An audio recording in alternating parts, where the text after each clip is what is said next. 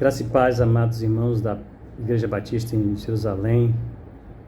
Nós nos sentimos honrados pelo convite que nos foi dado de estar com vocês neste dia, transmitindo a palavra do Senhor e uma palavra de bênção para o casamento de cada um de vocês.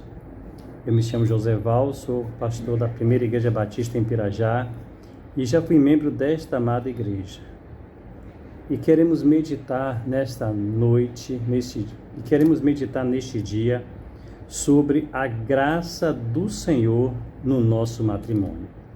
O texto que o Senhor nos concedeu, o texto que o Senhor nos deu para que trouxéssemos esta meditação nesta noite, neste dia, se encontra na primeira epístola do apóstolo Paulo aos Coríntios, no capítulo 15, versículo 10.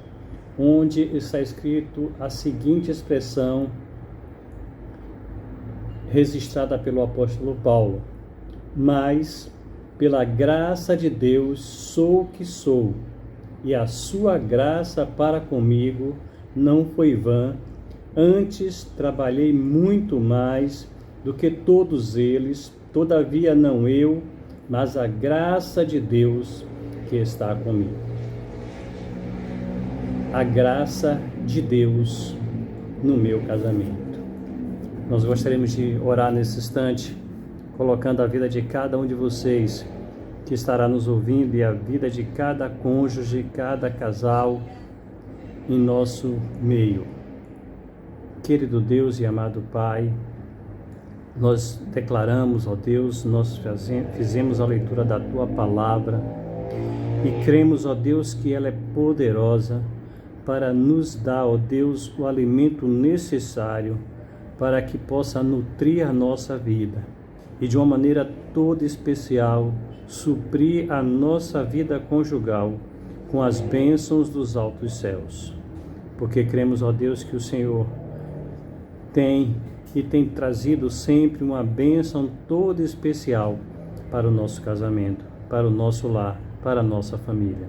Abençoa, ó Deus, aqueles que estarão nos ouvindo e que esta palavra, ó Deus, cumpra o propósito que ela está sendo enviada aos nossos corações. Fazer com que nós, ó Deus, tenhamos um casamento abençoado na Tua presença. É a minha oração, agradecida em nome do Senhor Jesus. Amém. Amados, no início do nosso casamento, da nossa vida conjugal, nós fizemos planos, né? E no dia em que nós selamos esse compromisso, esse casamento, na nossa cerimônia, nós nos comprometemos no altar do Senhor, fizemos compromissos, fizemos votos e prometemos diante do altar do Senhor amar, honrar, respeitar e cuidar um dos outros. O tempo vai passando, os anos vão passando, e no decorrer dos anos nós percebemos que nós nos encontramos em uma outra realidade. Aquilo que nós prometemos, muitas das vezes nos esquecemos. Quando não nos direcionamos, quando nós não vamos para outros caminhos totalmente diferentes daqueles que nós nos comprometemos e juramos diante do altar do Senhor. Diante do altar nós juramos amar o nosso cônjuge assim como Cristo amou a sua igreja.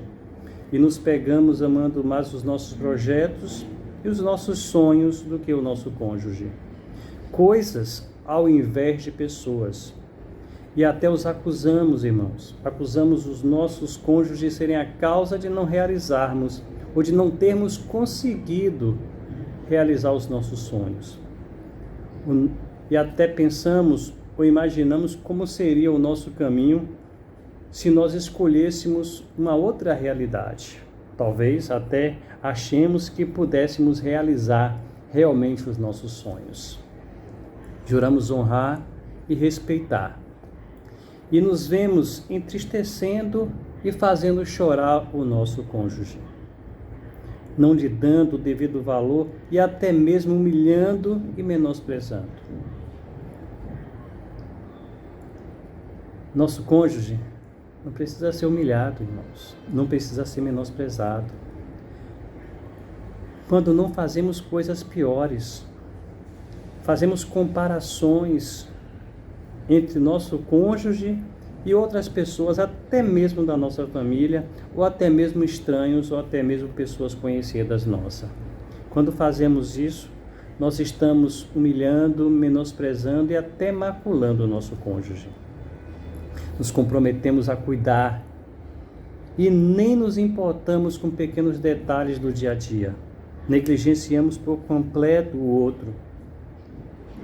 E quando não fazemos pior, descuidamos de nós mesmos, achando que ninguém se importa, quando o nosso cônjuge se importa com o nosso bem-estar. E assim, ofendemos e deixamos o cuidado do nosso amado. Aqueles que realmente são sinceros, aqueles que realmente recordam das suas promessas, podem se perguntar: tenho sido fiel ao meu compromisso em relação ao meu cônjuge? Tenho merecido estar casado com ele, casado com ela? Tenho realmente merecido tudo isso? O apóstolo Paulo, quando ele escreveu essa carta, quando ele escreveu esse trecho, ele quis colocar diante das pessoas que ele era o que era pela graça de Deus. E você quer ser uma esposa? Você quer ser um esposo de acordo com a vontade de Deus? Você tem que viver o seu casamento, o seu matrimônio debaixo da graça de Deus. Eu compreendo, irmãos, que o Senhor nos concedeu a sua graça para o viver cristão. E entendo que o matrimônio, a vida conjugal, faz parte do viver que o Senhor nos concedeu. O Senhor nos concedeu sua graça para que sejamos o esposo ou a esposa segundo a sua vontade. Creio sinceramente que o Senhor me preparou para a minha esposa e que Ele a preparou para mim. Somos frutos e resposta de oração. E tudo que o Senhor nos concede, irmãos, tudo que o Senhor nos dá, tudo que nós recebemos da mão do Senhor são bênçãos. Creio que Deus não nos dá qualquer coisa. Os planos de Deus para nós e para o nosso casamento são os melhores. Os planos que o Senhor tem para a nossa vida conjugal sempre foi e sempre serão os melhores. Se temos fugido dessa realidade, é porque nós não temos crido verdadeiramente que a graça de Deus superabunda em nosso casamento, em nosso relacionamento. Isso é algo terrível, isso é algo inadmissível, porque estamos dizendo que o nosso Deus é mentiroso, que Ele não é capaz de trazer a felicidade e a harmonia para a nossa família e para a nossa casa. Como podemos pregar isso para as outras pessoas se nós não vivemos isso essa realidade da graça de Deus no nosso casamento, no nosso dia a dia? Temos que crer, irmãos, que o Senhor, Ele quer o melhor para a sua vida conjugal. O Senhor quer, pela sua graça, fazer com que o seu casamento, fazer com que o seu relacionamento prospere e seja uma bênção. Irmãos, eu creio também que o amor que Deus colocou em mim, o amor que Deus tem feito brotar em meu ser, no meu coração, é fruto da graça do Senhor e é produzido por Deus. O apóstolo Paulo, escrevendo aos Filipenses, no capítulo 2, no versículo 13, ele escreveu o seguinte: pois é Deus que produz em vós tanto querer como realizar, de acordo com a sua vontade. Entendo que foi o Senhor, pela sua graça, que tem produzido em mim o querer e o procurar ser o cônjuge ideal. O que eu preciso fazer é ouvir mais o meu Senhor, porque Ele me ama tanto quanto Ele ama meu cônjuge. Essa palavra me leva a pensar que eu devo trabalhar. Essa palavra me leva a pensar que eu devo trabalhar para o meu casamento e que é fruto da graça do Senhor que ele prospere. O apóstolo Paulo, ele escreveu e disse o seguinte: trabalhei muito mais do que todos eles. O que o apóstolo Paulo está me ensinando como membro, como cônjuge, como esposo, e está ensinando a você como esposa, como uma mulher casada, é que você tem que se esforçar, é que você tem que começar em você as atitudes para que o seu casamento seja feliz. Tem que começar em você, marido, tem que começar em você, esposa. Todas as atitudes, tudo que é necessário para que o seu casamento seja feliz. Você tem trabalhado? Você tem se esforçado para que o seu casamento seja um casamento abençoado?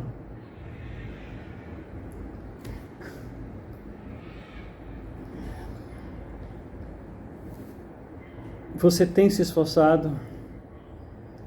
A nossa atitude geralmente é de cobrar das outras pessoas, de cobrar do nosso cônjuge o que nós prometemos. A nossa atitude é de cobrar do nosso cônjuge que ele nos ame, quando não foi ele que ele realmente prometeu, mas você também prometeu que estaria amando. Nós cobramos do nosso cônjuge que ele prometeu, e às vezes lembramos que ele prometeu que iria nos honrar e respeitar. Mas você também prometeu. Mas você também se comprometeu a honrar e a respeitar. Irmãos, nós nos comprometemos, nós prometemos cuidar do nosso cônjuge, mas nós cobramos dele: olha, você prometeu cuidar de mim. Você nunca disse para você mesmo: eu prometi cuidar de você. E será que eu tenho cumprido essa promessa diante de Deus? A nossa atitude não é de alguém que está julgando, não é de alguém que está cobrando da outra pessoa, mas se nós temos cobrado e nos esforçado para realizar aquilo que nós prometemos. E, irmãos, de acordo com a palavra de Deus, de acordo com esse texto, quando o apóstolo Paulo diz que ele agiu, ele trabalhou muito mais, mas não ele, mas a graça de Deus na sua vida. Eu entendo, irmãos, que eu tenho que não cobrar da minha esposa, não cobrar do meu cônjuge, não cobrar do marido, mas cobrar de mim, me esforçar ainda mais, tendo atitude realmente, porque o meu interesse, e se o seu interesse é que o seu casamento seja feliz, você tem que trabalhar muito mais, não para cobrar, mas para tentar realizar aquilo que você prometeu. Mas o apóstolo Paulo nos dá uma dica muito especial. Ele diz que você pode realizar porque você tem o auxílio, você tem a bênção de Deus, você tem a graça de Deus na sua vida. E Deus vai fazer com que você, irmãos, se esforce e realize, e que você possa produzir o seu melhor, a sua melhor versão, para que o seu casamento seja uma bênção, para que o seu casamento seja próspero, para que o seu casamento seja feliz. Olha o que ele diz assim: olha, todavia não eu, mas a graça de Deus que está comigo.